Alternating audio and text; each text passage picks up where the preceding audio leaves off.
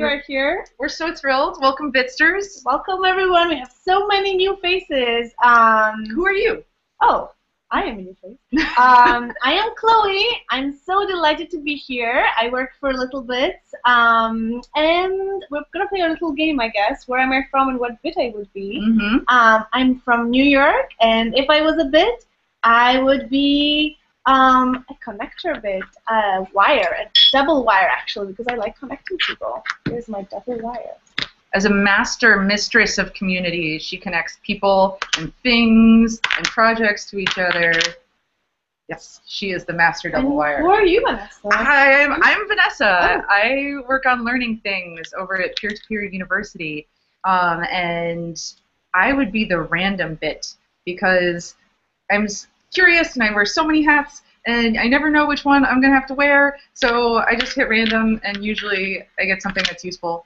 And we're so thrilled to have you all here. This is our first community call, part deux.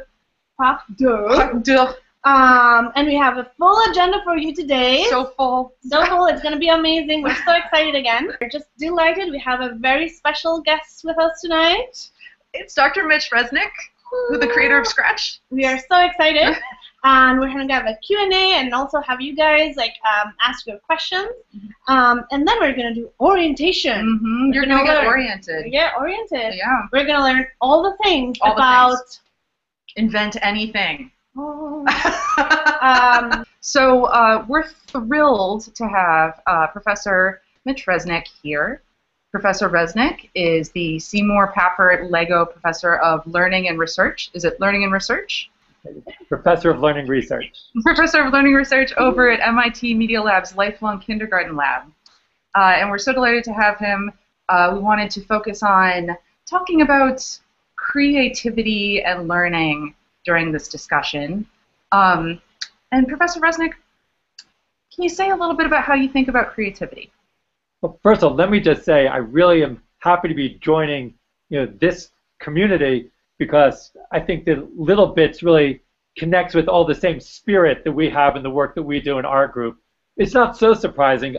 Aya was here at the Media Lab as a graduate student, and we interacted back then. But I really love the spirit that she's brought to littleBits, and I really do think it connects with some of the things that have been most important in the work that we've been doing in my lifelong kindergarten group at the Media Lab.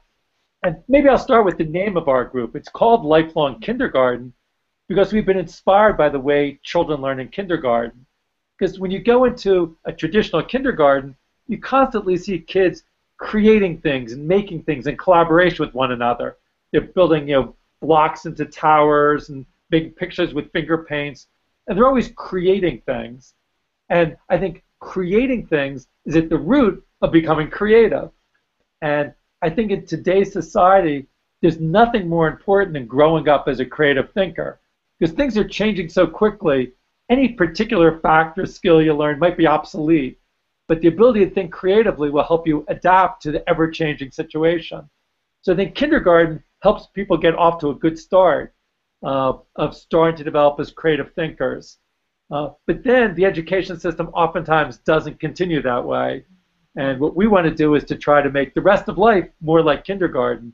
And I do think the things that we've been developing here try to do that, but I think littleBits does the same thing. I think part of the goal of littleBits is by helping people create things they care about, they develop as creative thinkers. Totally. And creative thinkers, let's dig into that a little bit. In a recent chapter you published, you talked about making adults more creative in their everyday lives, or helping adults bring that kindergartenness, that curiosity back. You talked a little bit about the difference between creativity with a big C and a little c.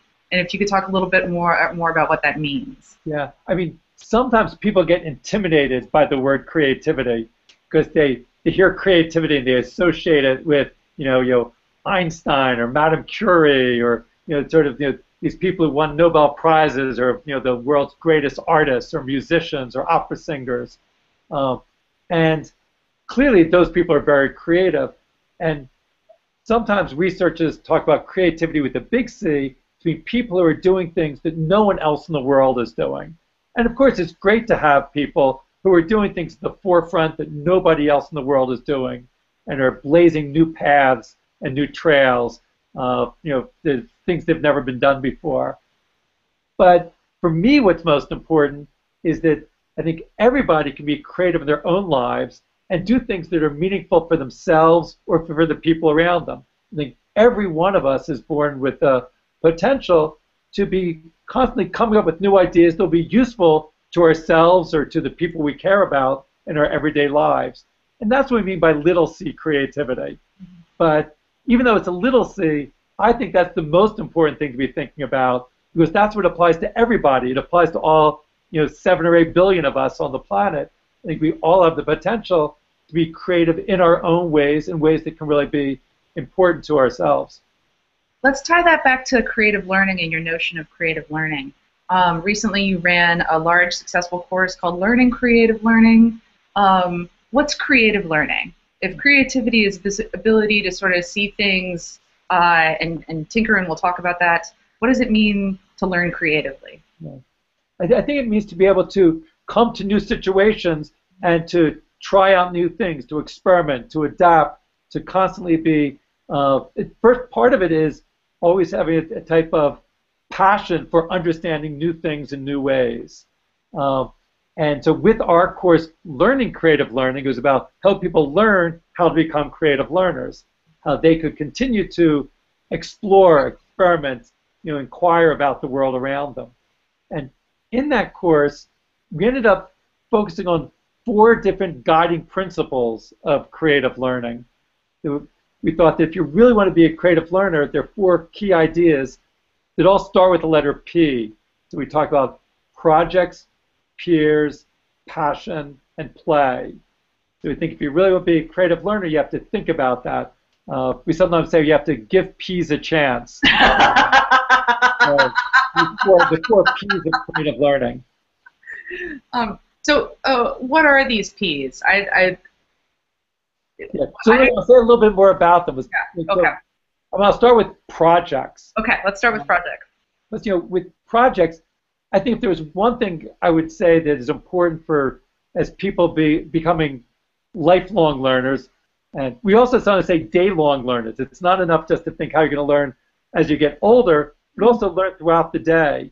Right. Some people associate learning just with formal education. It's what happens in the school building. But in our mind, a lot of the most important learning just happens throughout your whole day. So we talk about day-long learning and lifelong learning. And I think it happens not when you're sitting and listening to a lecture, but when you're designing and creating and experimenting, when you're working on projects. So I think we feel that people get their best ideas and learn the most when they're working on a project. And when I say a project, I mean you start with the imagination. You have an idea, and then you start experimenting with it. You're trying things out, and you gradually keep adapting it and modifying it until you get something which is meaningful to you or others around you, and you have something that you can be proud of at the end. So it's this process, and it's this iterative process where you keep adapting and changing things. So I think that idea of working on projects is one of the most important things that people can do. And projects can take many different forms. It could be, so much of our lives is really about projects. When you plan a birthday party, that's a project. Right. When you're writing, an article, that's a project. So it's not just, a science project, but so many things in our life. If you're as an adult, you're at a company, you're starting a new marketing campaign, that's a project. So we organize our lives around projects, our personal lives and our work lives. So I think that as we grow up, kids should get accustomed to what does it mean to be able to go through a project and go through that process of making a project. Let's slip into the creativity and the tether between projects and play. You and I discussed a little bit, and I'd be interested in Chloe's opinion on this too. When you talk to parents and parents say, well, my kids play, they play video games all day long, or they, my kids play, they're on their phones. What does play mean to you in the context of learning? And or did you want to follow on? Now I'd be curious to hear. I mean, I know for me, play is a lot like exploration, and it just puts you into this mindset of just be willing in a way to tinker, to experiment, and quite frankly, often to fail and then not be ashamed of it. Well, I think that's great. I totally agree with you. I sometimes say that play is the most misunderstood of the 4 Ps, because sometimes people do think, well, if you're just playing a game, that's playing. But I really agree with what Chloe was saying. There really is sort of a mindset or an attitude. So maybe what's more important is playfulness, or being playful. So it's a type of stance you take towards the world. And as Chloe was saying, it's about exploring, experimenting, or sometimes I say testing the boundaries, trying new things, taking risks. So taking new risks is also related to failing, as Chloe was saying. You have to be willing to take risks and fail, but you'll learn from that. So I think a playful approach is where you're constantly sort of experimenting, trying new things, testing the boundaries, and that's where some of the best learning happens. Chloe also used the word tinkering, so we also sometimes think about tinkering as a part of play. Oftentimes when you think about physical materials, so a playful approach with physical materials is often seen as tinkering, where you're willing to try new things and constantly be adapting it. Oftentimes you don't start with a goal. So you start messing around. You just start with Lego bricks. I've done a lot of work with the Lego company. So when you have a handful of Lego bricks, you might not even know what you're going to build, but you start snapping them together, tinkering with them, and suddenly an idea emerges. You start to see something in the bricks, and it gives you an idea of how to go forward. Or even if you have an idea, as you start to build it, you get a different idea, and you start to adapt it. And again, I think littleBits is the same. You can see them like Lego bricks, but more dynamic and interactive. So Lego bricks are great for building structures, but I think in today's world with new materials, and electronic and digital materials, we can make things that aren't just structures, but things that move and interact and react. But it's that same idea. I think it's so important, like with Lego bricks, part of the playfulness of Lego bricks is that it's easy to put them together, but also easy to take them apart. And I do think everyone's experience with littleBits, sort of the way the magnets work, it's great to put them together, but it's easy to take it apart, try something else, revise it, adapt it, and that's part of the playfulness. Totally. And peers, there might be a new word to some people here, and our former executive director, Philip Schmidt, the founder of Peer-to-Peer University, is at the Media Lab. I work for a peer-to-peer university. So peers is a very important concept to us in the sort of learning sciences.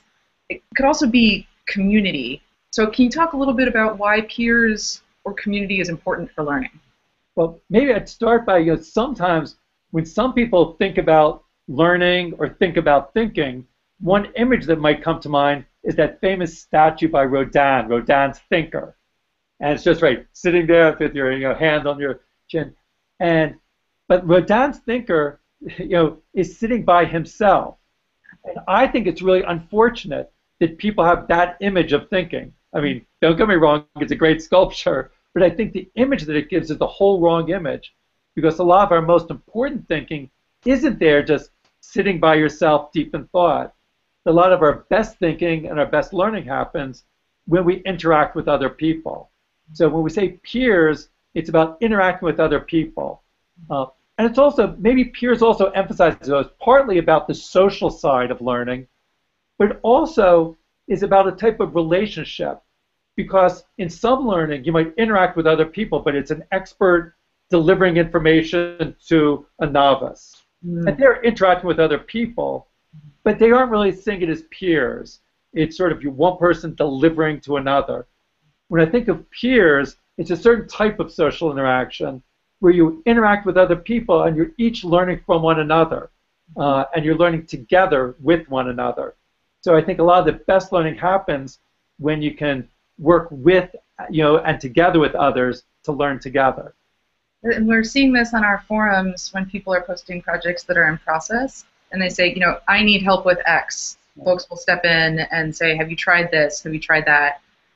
We have one totally amazing member, Jude, who is really, really fantastic at seeing something in process and suggesting 4 or 5 different things to try. And that's pure learning. That's learning in community. And I think it's also, I love the idea also of peer learning as like this process of shared risk almost. Like you feel more empowered when you feel like, okay, we're into this in this together. We might fail, but at least we'll be together, so it won't be so bad. You're right. I think the other people in the peer learning can serve many different roles, but partly they can serve as inspiration. You see what others do, and it inspires you about something you might do. You also serve as an audience. When you've made something and you're proud of it, you can show it to others, and you get feedback and suggestions from them. You also get emotional support, when you're sort of struggling with it, and people say, well, don't give up, or, and they sort of encourage you. So they give emotional support. So there are many different roles that other people play in that learning ecosystem. Totally. And in fact, I'll say a really cute, quick story. Chloe and I met through an experience of peer learning. She and I made our first 3D object together. We sat down at the Mozilla Festival, and I didn't know how to draw anything in 3D, and she was very calm, and she walked us through it. And we're stronger now. We are, and we made also we made a 3D Marge. So. Yes, a Marge Simpson. I still have the files. Did you want to say something about passion? Yeah, so can't leave out passion. Can't leave out passion. But in some ways, I do think that one thing we know is that people learn best when they work on things they really care about. And I do think that's one of the biggest failings of the current educational system. It oftentimes doesn't give kids an opportunity to work on things they really care about. So like along with my colleague Natalie Rusk, we set up after-school centers called computer clubhouses. And we'd also often find kids who were unsuccessful in school, then they'd come into the clubhouse and they'd do these incredible projects because they got to work on things that they really cared about. And their teachers from school would come and see there, and they didn't even recognize the kids because they said that they have attention problems in school, but then here they'd be working for hours at a time on a project because they work on things they really cared about. So I think one thing that we're always trying to do as we develop new technologies and new activities and new learning experiences, it's always how can we allow people to work on things that they really care about. And that carries through. Should we go to questions now? Yeah, I'm gathering some. There are some exciting questions definitely from the chat. People are very excited. I'd like to quote actually something that Gayle said as you were talking about playfulness and the importance of failing. She said, I always say that there is no fail. I always say you fall, not you fail, because then you can get up. So I like that metaphor that she used. But yeah, we can get some questions from the chat. There is a question from Joey that I find interesting in relation to the peer learning aspect. He's like, there is this TED Talk by Susan Cain who talks about the power of introverts, and I guess his question has to do with how would you encourage introverts to engage more in peer learning and this social aspect maybe of learning from each other when creating? Yeah, I think that's a good question, and partly I think it's partly about finding the right people and the right time. Because even though we think that I really believe in the importance of peers and the importance of collaboration and sharing, it doesn't mean you should be sharing and collaborating all of the time. In fact, in some places, collaboration has become, people see that it's important, so you'll see some settings where they say, okay, the two of you have to collaborate. No, that's not the way we want to see it. And I see a lot of the best learning happens where people go back and forth. Sometimes it is good to be focusing on something on your own, but then being able to share it with others. So I think for the introvert, first of all, is not to pressure them to have to be collaborating and sharing all of the time. People do need some of their alone time, some focus time, and that's a good thing. But then, first of all, making sure that they have the way of choosing who they're going to share with. Because sometimes people get turned off from collaboration when they're forced into, okay, here's your team, do something with this team. So sometimes they can find people that have similar interests, so they sort of find a bond because they're thinking about the same things. Or maybe it's complementary interests. Like sometimes we'll see, kids who they'll need help with something else. That one person is really artistic. We'll see this in our Scratch website. where kids are making interactive stories and games online, where sometimes there'll be kids who have the same interest. They both care about the same type of anime, and they link together and share their ideas. But sometimes it's one kid is great at the aesthetics, and someone else is really good at the systematic programming, and they find a way they can then work together to do something neither of them could do on their own. So I think help people understand that there are many different ways to make connections, but give them the space to find the best connections with other people. And that was woven through your online course, Learning Creative Learning, the sort of multiple means of engagement. People could find each other by location or by interest. And that's something that I wanted to tie to Invent Anything. This course has a lot to thank for Learning Creative Learning. And newbies will find that you can find your crew by using the map or by using these tracks that we've decided that we've implemented as well. So. And being able to sort of cross boundaries, because a lot of times people, they get sort of put in one category and they think they should be they reach out to people in their category. So reaching out across categories, people at very different ages or different places or different cultures sometimes can be the most interesting interactions. Absolutely, and I think this is one of the things I know. I love being part of the littleBits communities. We are such a diverse community. There are people from all ages taking this course. And I always advise people actually to try to wear a hat they don't usually wear. Mm-hmm. So if you're a designer, try to do something with engineering, vice versa. We have a lot of educators taking the course. So there are a few questions around teaching others creative learning. So from kind of the point of view of the facilitator, Jack and Jude asks, like, what workshop characteristics produce the widest variety of creative outcomes? In other words, can you speak to how and why we should avoid the cookie-cutter project outcome? Awesome question. Well, first of all, it's already a good start that she was asking, that the question was about what type of workshop rather than what type of class. Because I think the spirit of a workshop is a good way of, I think is the right place to start.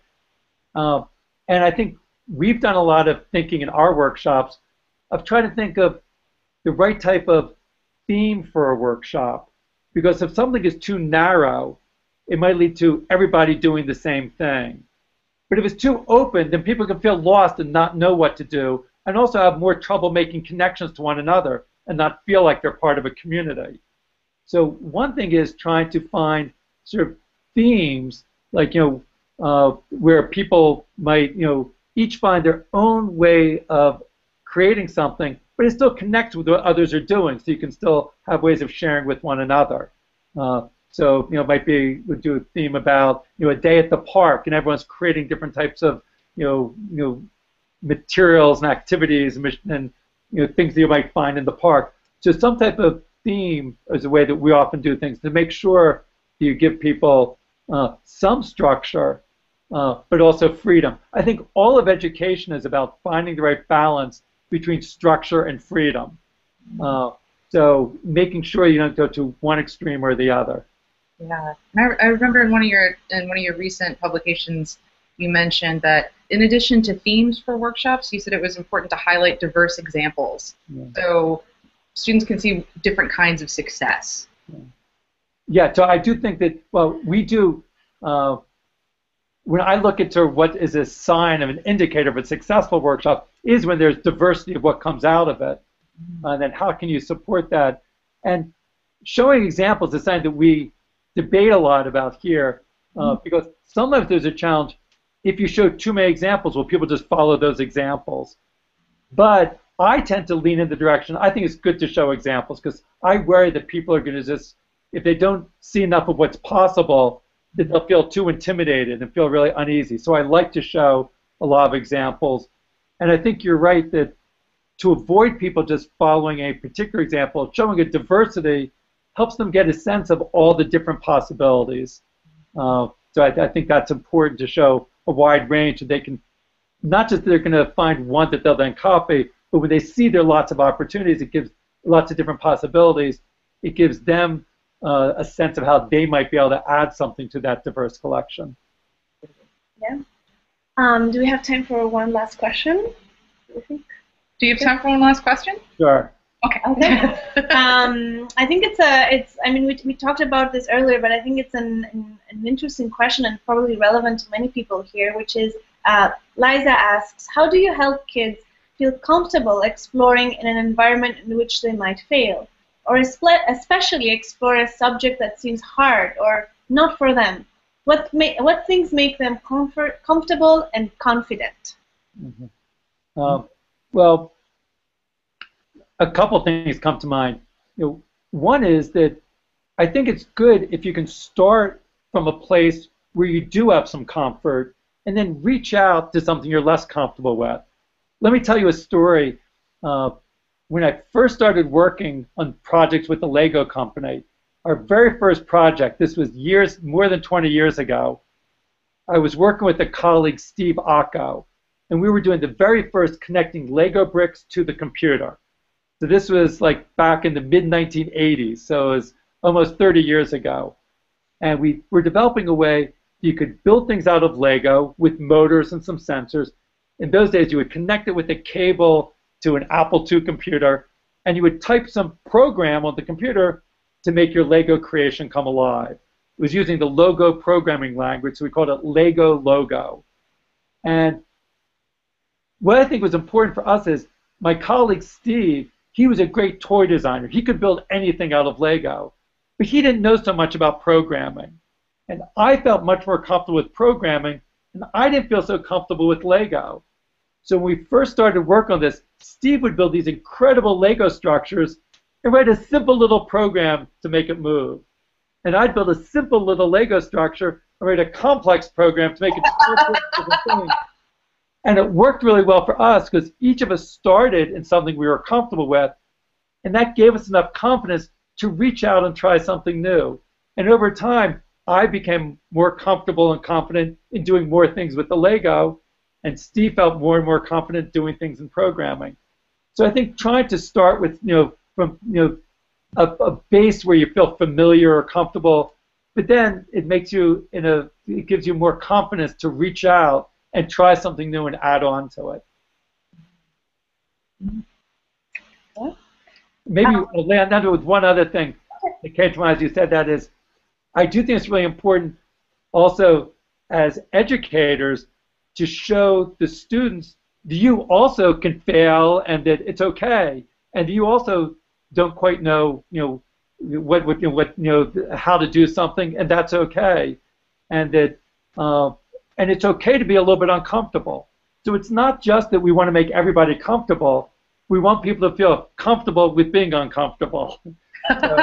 And so I think as teachers, you can put yourself in situations where you don't quite know, and a lot of times we try to hide that from other people. But I think it's great of educators, and it's hard. I know it's hard for me to do that, but I try to remind myself it's good to put myself in situations to show other people where I don't know what's going on and try to figure it out. And I think the best thing for people to learn is for others to see that, well, I'm okay in dealing with this situation where I'm not so comfortable, and I'm willing to try to figure it out. Yeah, that's such good advice, and definitely an advice for everybody also here. We're all teachers and learners at the same time, and nobody has all the answers. I know I don't. I know I don't either. And we actually have had a few instructors on the forum say, the kids teach me. So we're fortunate to have that sort of spirit in the littleBits community. Yeah. Well, we could talk to you all night, but I assume that you have other things to do with your evening. It's great talking to you, and it's great to again connect with the littleBits community. Thank you so much. Thank you, and thank you from everybody in the chat is sending a warm wave, and very grateful for sharing all your knowledge. Okay, well, I hope they enjoy the rest of their explorations with, it's called Invent Anything? Invent Anything, yes. Okay, well, I hope that, I look forward to seeing what comes out of there Inventing Anything. Amazing. Okay. Thank you very much. Have a good night, Mitch. Okay, bye-bye, Vanessa. See you, Chloe. Bye. Bye. Now we're going to get oriented. Chloe, Excellent. I think you have a question. Oh, I have a question, but it's a dumb question. No, there is no such thing as a dumb question in Invent Anything. In fact, we want to give some time and some space for people to ask dumb questions. So if you have a question about the forums or how this is going to work or any outstanding questions, please do type them into the chat, and then we'll do our best to answer them. We'll take 3, and we'll answer those at the end of the call. Yes, and actually, speaking of questions, I have a lot of them. Okay, tell me all of your questions. I have so many questions. You would think I should know better. So what happens if I miss a call? Or if I don't do an assignment? Or if I just hate the art and design track and I just want to switch to science? Well, first of all, Chloe, everything about Invent Anything is self-paced. Go at your own pace. Take the design challenges when you can fit in the time. And we're going to post these calls on the forums. So if you miss the call, if there's a guest that you're excited about and you miss it, we'll post it to the forums shortly thereafter. And the last thing is you don't have to stick in your track. You can take one, you can take all 6. So meander, check it out, get to know the people in the other tracks.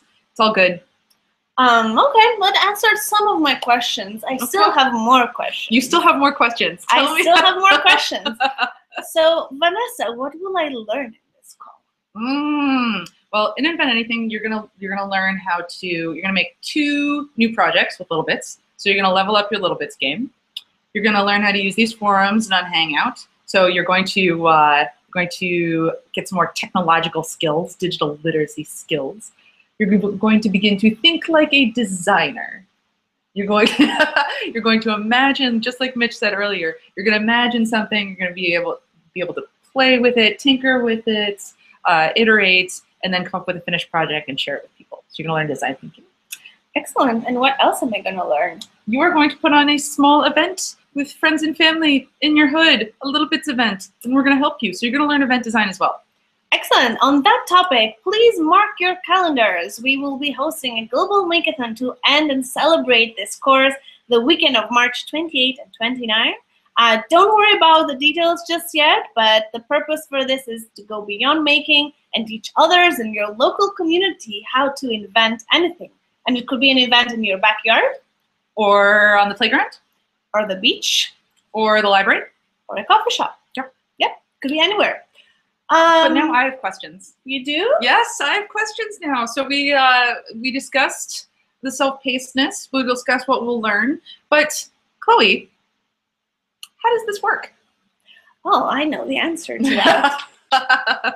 I practice.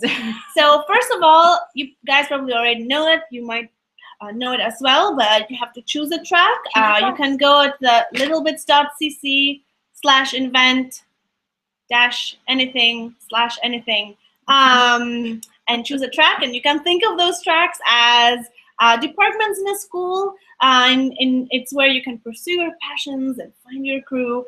And for this course, we have handpicked 6 tracks. Those are art and design, the basics, Internet of Things, science, hardware, and music. So we also have a schedule for you. Every Monday, the week starts, important day, Maker Monday. Maker Monday. You get an email in your inbox with your weekly design prompt, your design challenge, and a little bit of buzz about the community. And maybe a special animated GIF or GIF. We're very GIF positive. GIF. Yeah. You guys should vote on the right pronunciation. We're not in agreement. And every Wednesday. So Mondays are emails. You get your assignments, community buzz. Wednesday, we hang out here in real time. It's the time to meet with other bitsters during the community call and special guests like Mitch Resnick today. And next week, we're going to have... What are we going to do next week? We're going to have Ariel Waldman. She's amazing. She's the founder of spacehack.org, and she's also on the board of a few of NASA programs. We're going to talk to her about space hacking and maybe space hacking with littleBits. Totally, and there is some information about her up on the forums. If you want to ask her a particular question, check out her OSCON talk and our articles. And just like we did tonight, we'll pull some questions and we'll ask her. Sounds good. Please keep the conversation going on the forums.